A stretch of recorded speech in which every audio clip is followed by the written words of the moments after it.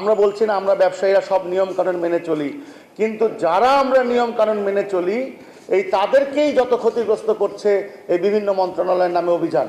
আপনি দেখবেন যখনই যে মন্ত্রণালয়ে নতুন কেউ অফিসার আসে তারা হিরো হয়ে যায় এবং এই মামলার নামে জরিমানা আদায় করে আমাদের মালিকদেরকে নির্মমভাবে হাত করা পরিয়ে চোর চোট্টার মতো আমাদেরকে গাড়িতে তুলে নিয়ে যায়।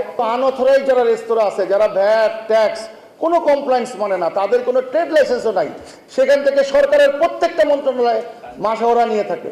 সেই মাসহারা নেয় বলে আমাদেরকে উল্টো আরো ডিস্টার্ব করছে। তো সুতরাং আমরা মনে করি যে সরকারের যৌক্তিক প্রতিনিধি থাকবে যারা এক্সপার্ট। এই তথাকথিত যারা হিরো হওয়ার জন্য যায়, বিভিন্ন মোবাইল ক্যামেরাগুলো নিয়ে যায়, বিভিন্ন চাঁদাবাজদের নিয়ে যায় এবং বিভিন্নভাবে হয়রানি করে, অবিলম্বে বন্ধ করার জন্য অনুরোধ করছি। রীতিমতো এটা সরকারি চাঁদাবাজি দীর্ঘদিন ধরে চলে আসছে।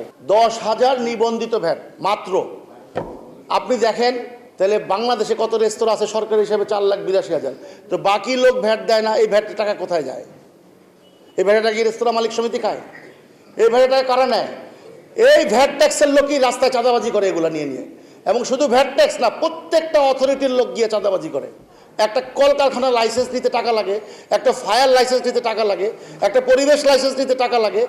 সারাদিন 3-4 মাস একটা মালিকের সময় ব্যয় হয় লাইসেন্সের জন্য, এরপরও লাইসেন্স পায় না।